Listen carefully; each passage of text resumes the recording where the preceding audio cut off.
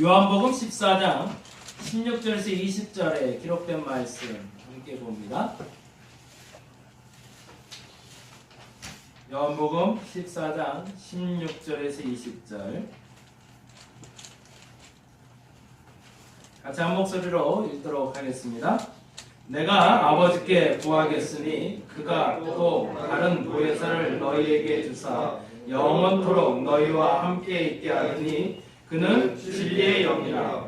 세상은 능히 그를 받지 못하나니 이는 그를 보지도 못하고 알지도 못함이라. 그러나 너희는 그를 아나니 그가 너희와 함께 거하시며 또 너희 속에 계시겠음이라. 내가 너희를 고아와 같이 버려두지 아니하고 너희에게로 오리라. 조금 있으면 세상은 다시 나를 보지 못할 것이로되 너희는 나를 보리니 이는 내가 살아있고 너희도 살아있겠습니다. 그날에는 내가 아버지 안에 너희가 내 안에 내가 너희 안에 있는 것을 너희가 알리라. 아멘. 자리에 앉아주시기 바랍니다. 오늘은 보혜사를 너희에게 주사 영원토록 너희와 함께하리니 라는 제목으로 성령 하나님 이야기를 좀 나누려고 합니다. 성부, 성자, 성령 되신 하나님에 대한 이야기를 오늘 그리고 다음 주까지 하면 이제 마무리가 될 것 같아요. 교리적인 이야기고 이론적인 얘기라 조금 좀 답답할 수 있고 지루할 수도 있는데요. 점검받는데 생각하고 한번 같이 따라와 주시면 좋겠고요. 이 과정이 여러분에게도 좀 습득되고요. 이게 사실 학습된다는 게 굉장히 저는 불편하긴 한데 학습보다는 경험되는 거 훨씬 더 이롭거든요. 근데 이 학습되고 경험된 것과 경험되고 학습된 것이 하나가 될 때 진짜가 되니까 저와 여러분에게 그러한 과정이 되었으면 좋겠습니다. 먼저 하나님과 예수 그리스도와 성령에 대해서 경험하신 분들은 그 경험한 것들을 점검하는 과정이 됐으면 좋겠고요. 만일에 경험되지 않았던 분들이 있다면 이 학습을 통해서 여러분의 경험의 뒷걸음이 되기를 부탁을 드립니다. 지난 시간 나눔 잠깐 볼까요? 지난 시간 나눔에 제가 한번 같이 볼 수 있도록 제가 읽어드리도록 하겠습니다. 지난 시간에는 예수님께서 우리로 뭐 한다고 그랬죠? 죄인 된 자리에서 의인 된 자리로 초대하신다고 말씀드렸습니다. 이 부분이 굉장히 중요하다고 그랬어요. 예수께서 십자가에 달려 돌아가시고 사흘 만에 부활하셨다는 그 사건은 우리에게 있어서 매우 특별한 사건이었습니다. 왜냐하면 그것은 대속제물이 되시고 화목제물이 되는 사건이기 때문이었습니다. 대속제물, 화목제물이 된다는 말은 두 가지의 의미가 있는데 누군가를 위해서 대신 속제물이 되었다는 말도 있고 그 일로 말미암아 내게 평화가 찾아왔다는 얘기예요. 그래서 이 대속제와 화목제라는 말을 여러분 잘 구별해서 인지하고 계셔야 되는데 주께서 나를 위해서 돌아가시지 않았다면 나는 그 죄인됨의 자리에서 벗어날 수 없었다라는 전제가 돼요. 우리 안에 있는 모든 실수와 잘못을 말하는 것이 아니라 죄와 악에 대해서 말하고 있어요. 지난번에도 그 얘기 드렸죠. 실수하고 잘못 이거는 용서받으면 될 일, 그렇죠? 실수하고 잘못은 용서받으면 돼요. 근데 죄는요 용서받는다고 해결될 일이 아니에요. 왜 그럴까요? 죄가 시작되면 대가를 치러야 되기 때문에 그렇습니다. 아이들이 장난감을 만지다가 부셔졌다고 해서 그 대가를 치르라고 하진 않아요. 그냥 망가진 거 버리면 돼요. 그거는 그냥 잘못이고 실수일 뿐이에요. 아이가 물컵을 엎었어요. 그렇다고 아이에게 그 물컵에 다시 물을 담아와서 그 대가를 치르라고 하거나 그렇게 하진 않아요. 아이기 때문에 아이가 다쳤는지 물이 엎어져서 아이에게 혹여 무슨 문제가 발생하지 않았는지를 우리는 살펴보고 아이를 용서해주면 끝날 일입니다. 근데 죄는 달라요. 죄는 한번 쌓이기 시작하면 그에 응당한 대가를 치러야 되는데 그 죄에 대한 대가가 생각보다 커요. 그게 문제가 돼요. 잘못이 반복된다고 죄가 되지는 않습니다. 잘못은 반복할 수 있어요. 예수께서 99번까지라도 70번에 70번까지라도 용서해 주라는 죄는 사실은 실수를 말합니다. 그것은 잘못을 말하는 것이 죄를 말하는 게 아니에요. 근데 죄는요 반복되면 누적이 돼요. 누적이 돼서 누구를 공격하냐면 나 자신을 먼저 공격하고 타인을 공격하게 됩니다. 그래서 그 대가를 반드시 그 어느 순간에 치러야 되는데 마지막 순간까지 그 죄가 관영하여 채워져서 죄의 대가를 치르지 못한 사람은 심판이라는 게 있다는 거예요. 그리고 그 심판대 앞에서 결국에 우리가 거둬야 될 대가는 사망이라는 대가라는 거예요. 예수께서는 그 일을 해결하기 위해서 오셨다는 것이 대속, 속죄물로 오셨다는 얘기입니다. 근데 또 하나, 그것으로 끝난다면 우리의 삶이 너무 비참한 거예요. 왜냐하면 우리는 죄인으로만 살아야 되니까. 너 죄인이었어요. 그래서 지난주에 말씀드린 장발장 얘기처럼 너 죄인이었어. 그러니까 똑바로 살아. 근데 똑바로 살 수 있을까요? 계속 정죄가 들어가는데. 너 지난번에 이거 엎었잖아. 근데 이 사람이 그걸 또 만질 수 있을까요? 못 만져요. 영어 시험을 빵점 맞아본 경험이 있는 사람들은 영어 시험을 100점 맞는 게 세상 너무 어려워요. 근데 90점 맞아본 사람들은 100점 맞는 거 생각보다 노력하면 될 것 같은 생각이 들어요. 왜 안 될까요? 안 되는 실패의 경험이 누적이 돼서 그것을 누군가가 계속 정죄하기 시작하면 그때부터 그 사람이 무너져 내리기 때문에 그렇습니다. 그래서 주께서 오신 이유는 죄인을 불러서 의인 되게 하려고 오셨다는 거예요. 그래서 화목제물이라는 말이 중요해요. 대속제물이 되셨다는 얘기는 그냥 죄인으로서 끝난 거예요. 그러니까 착한 사람들 만들어내는 겁니다. 그래서 주눅드는 겸손한 사람들, 겸손이란 말을 포장된 자기 비하하는 사람들만 만들어냈어요. 나 같은 죄인이 뭘 할 줄 아냐. 나 같은 놈이 뭘 할 줄 아냐. 교회에서 그 얘기 많이 하게 만들어요. 그래 놓고서 뭐 하냐면 수동적인 그리스도인들을 만들어버렸어요. 그래서 그 사람이 무엇인가를 하려고 하면 자꾸 그 사람에게 비방하는 거예요. 네가 뭘 할 줄 알아서 그걸 해. 넌 죄인이야. 그 사람이 세상을 변화시킬 수 있을까요? 절대. 자신은 변화시킬까요? 절대. 불가능합니다. 근데 중요한 것은 예수께서는 그 죄인들을 불러서 의인을 만들어서 화목제물이 되주셨다는 거예요. 그 말인즉슨 하나님과의 관계가 회복되었다는 얘기입니다. 하나님 앞에 내가 떳떳하게 가슴 펴고 설 수 있는 자격을 갖췄다는 얘기예요. 지금까지는 하나님 앞에 가면 내가 죄송하고 미안해서 고개도 못 들던 사람이 이제 하나님 앞에서 고개를 교만해서 뻣뻣이 드는 게 아니라 당당해서 들 수 있는 사람이 되었다는 거예요. 세상 앞에서도 이제는 부끄럽지 않게 비록 죄인이었지만 그러나 내 죄가 사함받아 의인이 되었으므로 세상 앞에서 당당하게 빛도 될 수 있고 소금도 될 수 있는 사람으로 변모되었다는 얘기입니다. 만약에 이 일에 대해서 누군가가 너 그래도 죄인이었는데 네가 왜 그따위로 행동해? 라고 말할 때 친히 하나님이 오셔서 변론해 주신다는 거예요. 저 사람 죄인 아니야. 그동안은 죄인이었는지 모르지만 앞으로는 죄인 아니야. 그래서 그리스도인들이 하루를 산다고 하고 오늘을 산다고 얘기합니다. 오늘을 산다는 얘기는 뭘까요? 과거에 매여서 과거를 평가하고 만족하며 사는 것이 아니라 오늘을 통해서 내일을 계획하는 사람들을 말합니다. 그게 오늘을 사는 겁니다. 우리가 아직도 과거에 매여 있다면 과거의 관습과 과거에 좋았던 것과 과거에 나빴던 습관에 아직도 매여 있다면 나는 아직 진짜 그리스도인이 아니라는 얘기입니다. 오늘 바뀌어야 됩니다. 오늘 어떻게 바뀌는 걸까요? 과거의 죄된 모습을 하나님께 솔직히 고백하고 인정하고 안 되는 걸 안 된다고 고백하고 그 쓴뿌리가 뽑혀야 된다고 하나님한테 속 터져라도 한번 외쳐보고 그리고 나서 바뀐 내 모습을 만나는 곳 그것이 교회여야 되며 그것이 그리스도인이어야 된다는 겁니다. 그래서 세상 앞에서는 여러분이 당당하셔야 돼요.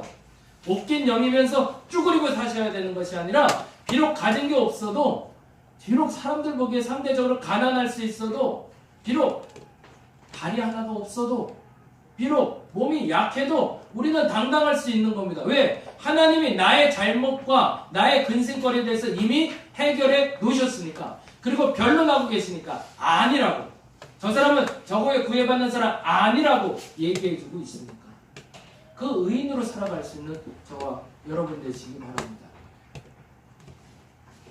그 다음 얘기 조금 더 갈게요. 그래서 이렇게 얘기했습니다. 오랜만에 봐요. 그것은 곧 약하고 착한 그리스도인이 아니라 강하고 바른 그리스도인을 만드는 것이 우리의 목적이라는 겁니다. 우리 다림목교회는 그랬으면 좋겠습니다. 그래서 여러분의 약점들이 좀 이렇게 강해졌으면 좋겠고요. 여러분의 나쁜 것들이 진짜 뽑혔으면 좋겠고 더 중요한 것은 착하니 착한 약해 빠진 그리스도인들이 아니라 강하고 바른 그리스도인들이 되었으면 좋겠습니다. 그 말은 뭐냐면 이 말을 조금 더 달리 좀 해야 되는데 연단받아야 된다는 거예요. 그리스도인들은 연단받지 않는 그리스도인들이 좋은 그리스도인이라고 생각하는데 그거 아니라는 거예요. 연단을 통해서 진짜 그리스도인들이 만들어지는 것이지 지금까지 그렇게 얘기했거든요. 그리스도인들이 말하는 축복은 고난이 없는 사람들이에요. 어려움이 없는 사람들. 모든 것이 다 평탄한 사람들. 뭐 하나도 하나 막혀서 뻥뻥뻥뻥 뚫려야 진짜 그리스도인, 복받은 그리스도인이라고 얘기해왔거든요. 근데 그게 아니란 얘기죠. 진짜 그리스도인은 그 어느 순간에도 어떤 부딪힘에도 흔들리지 않고 그 바름과 의인을 지켜낼 수 있는 사람들, 그 강한 사람들을 우리는 그리스도인이라고 부른다는 겁니다. 왜요? 예수께서 십자가에서 한 일이 그 일이니까. 그 오해가 저와 여러분에게 없어야 된다는 겁니다. 그 다음 얘기할까요? 그리고 그러한 그리스도인으로 지속적으로 살게 하기 위해 주님은 성령을 우리에게 보내주셨습니다. 이 말이 너무 중요해요. 거기다가 줄을 좀 쳐놓죠. 지속적으로 살기 위해 줄을 좀 쳐놨습니다.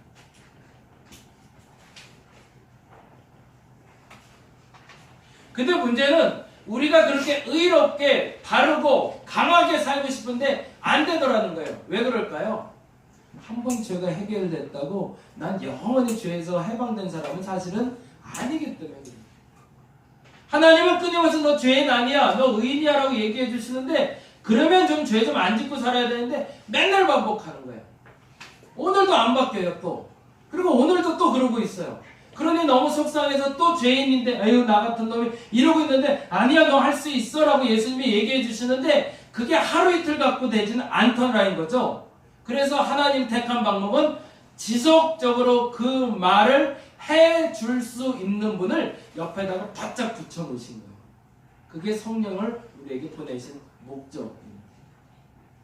그래서 성부 성자 하나님이 성령을 보내신 분명한 이유는 앞서 말씀드린 대로 죄인들에서 해방됐는데 자꾸 죄된 자리로 가려고 하니까 그거 가지 말라고 얘기해주고 다시 해결했으면 이제 더 이상 그만해도 돼. 그리고 주눅 들지 마 라고 누군가 계속 귓속말로 얘기해 주더라는 거예요. 괜찮아. 할 수 있어. 걱정 마. 벗어났어. 이제는 가도 돼. 라고 누가요? 마귀가 아니라 성령께서.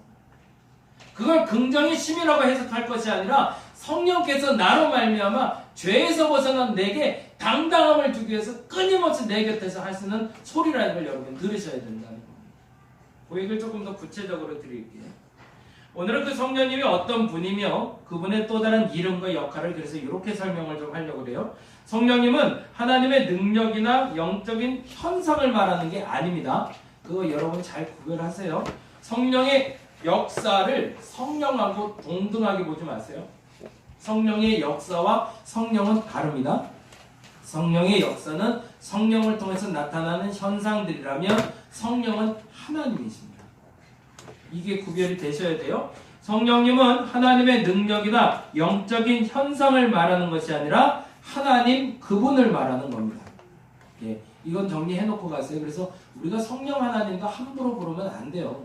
근데 성령이여 오시옵소서, 성령이여 오시옵소서 같이는 좋지만 성령 받으라 이거는 아니에요. 예, 그렇게 해서 받는 성령이 아니에요. 그렇게 오실 분이 아니세요. 그 하나님의 이름을 그렇게 쉽게 부르지 말자는 얘기예요. 성령 받으라, 성령 좋아요. 그건 성령의 능력을 받으라 이렇게 해야 되는 거죠. 함부로 하나님 보고 오고 말고 내가 어떻게 그거 평가해요? 어떻게 함부로 해요? 그거 아니에요. 성령의 역사와 성령은 구별하셔야 됩니다. 그 다음 보겠습니다. 삼위일체로서 하나님에 대해서 다음에 성경적 근거가 있습니다. 한번 볼까요? 창세기 1장 1절, 1장 2절인데 제가 그냥 읽어드릴게요. 그냥 거기다 적어주세요. 천지를 누가 창조하셨을까요? 하나님이라고 적으시면 됩니다. 천지를 하나님이 창조하시고 하나님의 신이 수면에 운행하며 하나님의 말씀이 함께 하셨습니다. 이게 굉장히 중요한 장면이에요. 태초에 천지가 창조될 때 그 순간이라는 단어 저는 참 좋아하는데요. 이 순간을 놓쳐버리면 다 놓쳐버리는 거거든요. 그걸 우리는 기회라고 얘기합니다. 이 순간에 정점을 찍으신 사건이 있었다는 거예요. 그게 뭐냐면 하나님과 성부 하나님과 성자 하나님과 성령 하나님이 동시에 계셨다는 거예요. 언제? 시작하는 그 시점에.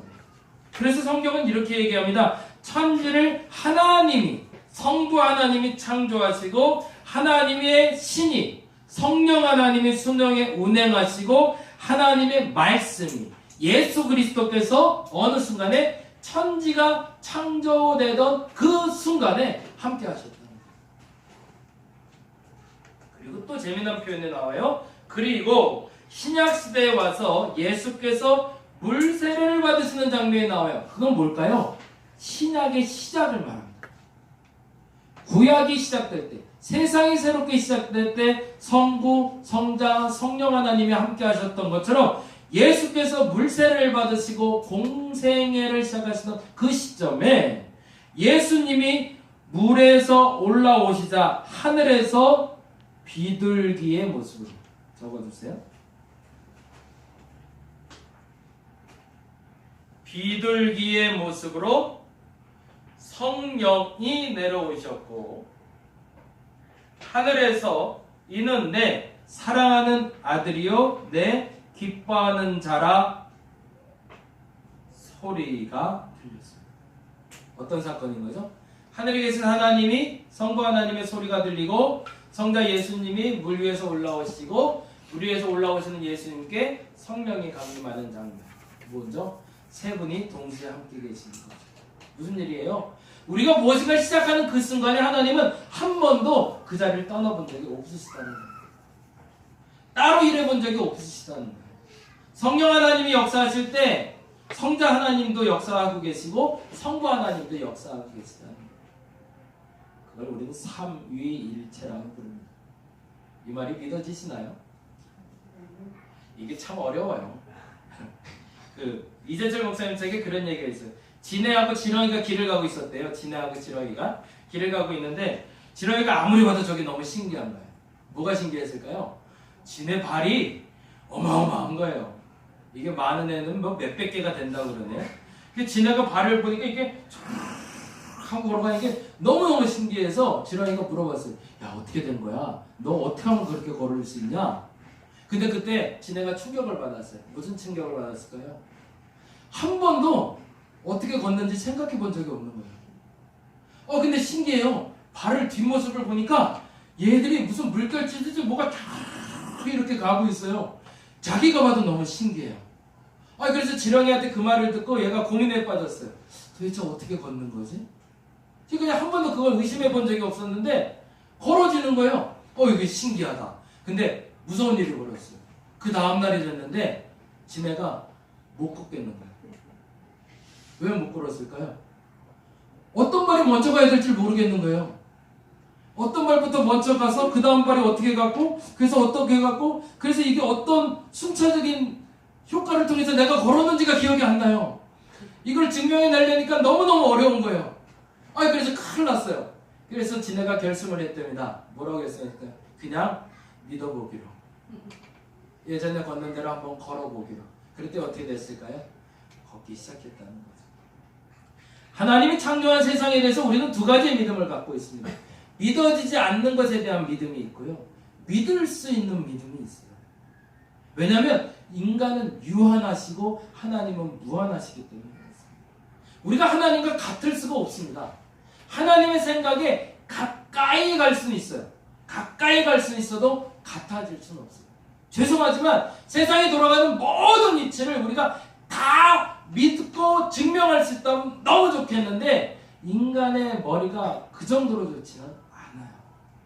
그러다 보니 내가 믿어져야 하는 일들도 있고요.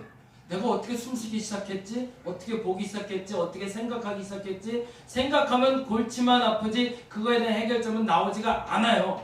그건 믿어주는 거예요. 죄송하지만 삼위일체는요 사실은 이론으로 만들어진 것이 아닙니다. 300년을 거쳐서 니케아 공회라는 회의가 700년까지 이루어져요. 300년에 처음 모였다가 700년까지 400년 동안 머리 터지게 싸웠어요. 뭐가 싸웠냐면 어떻게 셋이 하나가 되냐? 말이 안 되지 않냐? 어떻게 하나님, 예수님, 성령님이 하나냐? 이거 어떻게 증명해야 되냐? 증명하다 이단도 나오고요. 증명하다가 이 사람은 또 기득권 세력 때문에 옳다라고 말도 되고 여러 가지 말들이 많아졌어요. 그러면서 계속 오해도 생기고 불신도 생기고 갈라지기도 했는데 결론이 하나가 났어요. 그 결론이 뭐냐면 그런데 선친들이 300년 동안 만났던 하나님이 그 하나님인데 어떡하냐는 거예요.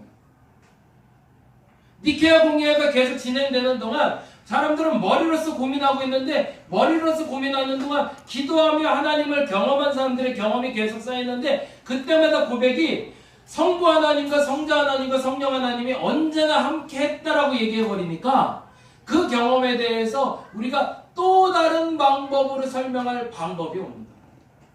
그래서 결론을 내리기를 이것은 이론적으로 아멘할 문제는 아니고 믿음으로 아멘할 문제라고 결론을 내린 것이 공의의 해석이었습니다.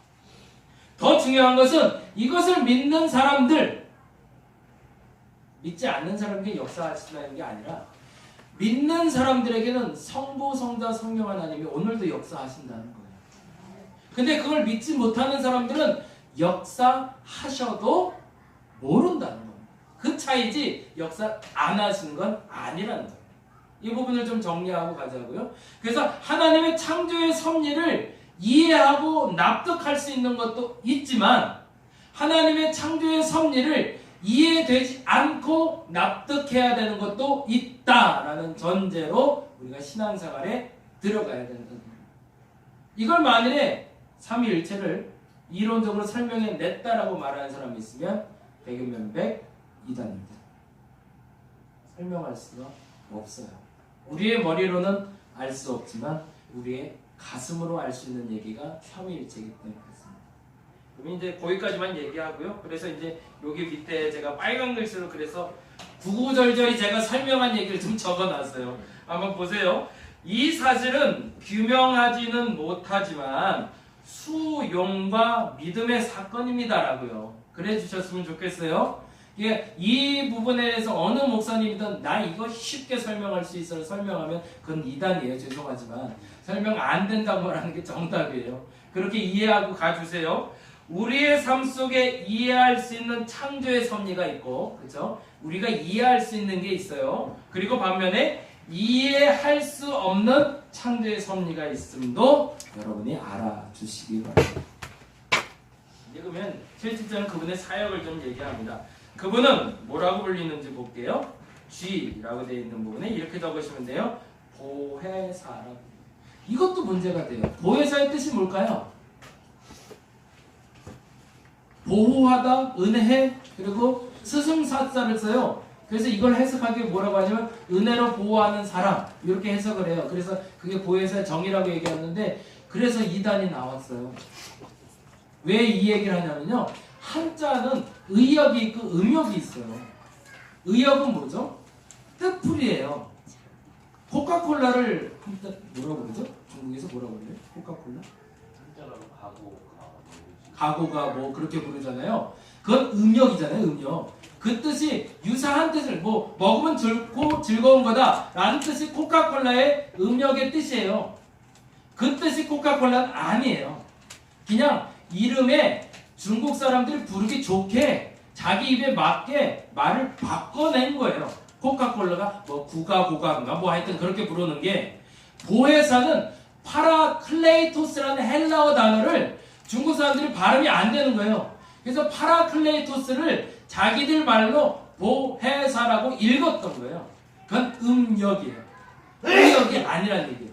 그러니까 보혜사를 은혜로 보호해주는 스승이라고 해석하는 것이 아니라 보혜사는 헬라어 뜻 그대로 파라클레이토스라는 단어의 뜻을 아는 게 중요하다는 거예요. 성경 해석할 때 우리가 어떻게 하다 보니까 우리말이 한자어로 풀었을 때 훨씬 쉬운 게 있기 때문에 의역이 되어 있는 게 있고 음역이 되어 있는 게 있는데 그리스도도 마찬가지야. 예수도 마찬가지야. 하나님이라는 단어도 마찬가지. 그거는 우리가 알아듣기도 좋게 헬라어하고 히브리어를 그 말로 의역과 음역을 해놓은 것이지 그 말의 뜻을 구별하지 않는다면 오해가 생길 수도 있다라는 얘기입니다. 그래서 보혜사라는 진짜 뜻은 파라클레이토스라는 위로자, 변호자라는 뜻을 갖고 있어요. 근데 이 말이 또 오해가 생기지 말아야 되는 게 뭐냐면 또 다른 보혜사를 보냈다고 써 있어요, 성경에. 또 다른 보혜사. 그게 또 문제가 돼요. 왜 문제가 될까요? 보혜사 성령 말고 또 다른 성령이 있다는 걸로 해석을 한 거예요. 그럼 그게 누구일까요? 우리나라에 하나님이 50명이 계시대요. 다들 어디 계신지 하여튼 사방팔방 흩어져서 하나님으로 지금 살고 계세요. 그리고 그들이 구원 얻을 수 있다고 얘기하고 계세요. 그 하나님이 다 자기들이 보혜사라고 부르고 있어요. 또 다른 보혜사라고. 근데 그건 성경을 곡해한 거죠. 또 다른 보혜사는 예수께서 승천하시고 난 후에 성령을 보내시겠다는 얘기거든요. 그게 또 다른 보혜사지 성령 외에 또 다른 성령이 있다는 얘기가 아니라는 겁니다. 저와 여러분에게 그 보혜사가 임하시기를 바랍니다. 언제 임하실까요? 성부 하나님 역사하실 때, 성자 하나님 역사하실 때 함께 역사하시는 겁니다. 이게 어떤 사람 보면 그렇게 말하는 분이 있어요. 나는 성부 하나님, 세상을 창조한 하나님을 믿겠는데 예수는 못 믿겠어요. 구약의 하나님은 믿겠는데 신약의 하나님은 난 모르겠어요. 구약의 하나님과 신약의 하나님은 다른 분 같아요. 난 예수의 뜻대로는 따를 수 있겠는데 성령은 난 모르겠다. 이게 잘못됐다는 거예요. 무슨 얘기인지 이해가 되시죠? 신앙생활에는 우리가 끊임없이 매일, 매시간, 매분, 매초, 순간마다 성부 하나님과 성자 하나님과 성령 하나님이 동시에 함께 역사하고 계시다는 거예요. 그러니까 내가 믿는다라고 말할 땐 성부 하나님과 성자 하나님과 성령 하나님을 믿는다라고 말해야 그게 진짜라는 거예요. 너무 말이 많죠? 네, 이렇게 좀 정리되셨으면 좋겠어요. 이건 아까 말한 대로 습득돼야 될 지식이 있고요. 그것이 경험돼야 될 것들이 있어요. 근데 그 경험과 습득이 만나면, 학습이 만나면 진리를 알게 돼요. 근데 이 습득된 것들을 없이 경험만 쌓이면 무지가 될 수 있고요. 습득만 쌓이면 이성만 커져서 날카로운 정말로 경험이 없는 신앙인들이 될 수가 있기 때문에 요거를 좀 잘 설명하기 위해서 말씀드립니다. 이제는 조금 더 중요한 얘기들을 할게요. 그래서 보혜사의 뜻은 이렇게 되어 있습니다. 이는 H에 써 있는 거 볼게요. 위로자 혹은 돕는 자라는 뜻입니다. 여기다 적어주세요. 위로할 수 있는 사람은 어떤 사람일까요? 제가 우리 형님을 만날 때마다 참 좋아요. 그냥 제가 이제 형님이 한 분 있고 제가 이제 형제가 둘인데요. 명절 때마다 형님하고 앉아서 이제 한참 얘기를 해요. 근데 형님을 만날 때마다 위로가 되는 이유가 있어요. 형님이 제게 돈을 주는 것도 아니고요. 형님이 저에게 특별하게 해주는 건 없어요. 근데 한 가지 해주는 게 있어요. 제 얘기를 다 들어줘요. 그냥 내가 위로를 받더라고요. 이 형님이랑 있으면 세상 행복해요. 왜 그럴까요? 제가 싫은 소리를 해도, 제가 뭐 미운 소리를 해도, 속상한 소리를 해도 다 받아줘요. 그리고 다 그래 맞아 해줘요. 특별한 얘기를 해주는 건 없는데 만나고 나면 위로가 돼요. 성령께서 하시는 일은 뭘까요? 내게 기적을 나타내는 게 아니세요.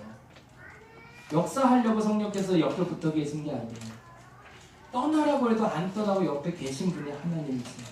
그 성령 하나님이 위로자가 되신 분은 여러분 곁에 항상 계시기 때문에 그렇습니다. 뭘 해도 계세요. 욕을 해도 계시고, 칭찬해도 계시고, 짜증내도 계시고, 가라 해도 안 가고, 오라 해도 안 오고, 그냥 그 자리 적당한 거. 그리고 이렇게 얘기하십니다. 혹은 위로자 다음에 뭐라고 했죠? 돕는 자라는 뜻입니다. 우리에게 위로자와 돕는 자로 오셔서 그분이 하신 일은 말씀을 생각나게 하시고 생각하는 말씀으로 책망하시며 우리로 진리 가운데 인도하신다라고 적어주세요. 근데 그분께서 역사하실 때의 방법은요, 그냥 주의 음성이 귓속말로 확 하고 귀신이 들리듯이 이렇게 들릴 때도 물론 있겠지만 뭐로 생각나게 하신다고요? 말씀으로 생각나게 하세요. 그리고 말씀으로 생각나서 뭐하게 하신다고요? 책망하신대요. 그거 아니잖아, 그거 맞잖아, 잘하고 있어 라고 말해주신다는 거예요. 뭐로? 말씀으로. 그래서 뭐 한다고요? 우리를 진리 가운데 인도하기 위해서. 저는 그 하나님이 너무 좋습니다. 특별한 일이 벌어지는 것도 좋을 것 같아요. 기적도 나타나면 참 좋을 것 같아요. 이적도 나타나면 참 좋을 것 같아요. 병자도 낫고, 제가 이렇게 기도하는 동안, 설교하는 동안 막 눈이 떠지고, 어떤 분이 그 얘기 써던데 그걸 또 어디서 봤는지 모르겠고, 남편이 피부가 되게 안 좋았대요. 그런 역사도 있으면 참 좋겠더라고요. 피부가 너무 안 좋았는데 어느 날 기도를 막 하는데 오이 냄새가 나요. 무슨 일이 벌어졌을까요? 오이 마사지 하잖아요. 그럼 피부가 좋아지잖아요. 근데 느낌에 피부가 나았다는 느낌을 받았다는 거예요. 그리고 그날 예배 드리고 나니까 피부가 백옥같이 하얘졌다고 그런 얘기를 간증을 해놓은 게 있더라고요. 아유, 그런 일만 있으면 너무 좋겠어요. 그죠? 예? 오이 냄새만 맡아도 피부가 좋아지고 어마어마한 기적이잖아요. 그게 가짜다? 아니, 가짜는 아니라고 믿어요. 근데 그게 일반적일까? 아니요, 일반적이지는 않아요. 우리 하나님 하시는 일은요, 정상으로 되돌리는 일을 하고 싶어 하세요. 비정상으로 만들고 싶은 게 아니세요. 사람들이 근데 그 비정상인 하나님을 너무 좋아해요. 너무 특별한 하나님, 너무 기이한 하나님, 남들에게 설명하기 와 소리 나는 하나님. 근데 그 하나님이 아니라 제 하나님은, 저하고 이제 신앙생활 하시는 거니까, 제 하나님은요 그냥 주기장창 옆에 계시더라고요. 그래서 내가 뭐래도 그래 여기서 쫓아다니시고요, 좀 주무세요 그래도 안 주무시고요, 버티시고 함께 힘들어하시고 함께 위로하시고 함께 하시는 하나님, 그 성령님이 제 성령님이시고, 저와 여러분이 그 성령님과 동행하시길 바랍니다. 근데 그분이 가끔 하시는 일이 뭐냐면 말씀이 떠오르게 하세요. 그래서 뭐 하신다고요? 책망하세요. 그리고 다스리세요. 그리고 뭐 하신다고요? 나를 인도해 주세요. 어디로? 바른 길. 오늘 그 성령께서 저와 여러분에게 함께 하시길 바랍니다. 그분이 바른 길로 이끌어 내일을 준비하기 위함입니다. 오늘은 그렇게 기도했으면 좋겠어요. 성령 하나님, 특별하고 기이한 영이 아니라 바른 길로 나를 인도하시는 그 하나님, 나로 생각나게 하시고 책망하시고 바른 길로 인도하시는 주 성령이시여 내게 역사하여 달라고 같이 기도하는 시간 가졌으면 좋겠습니다. 같이 잠시 기도하도록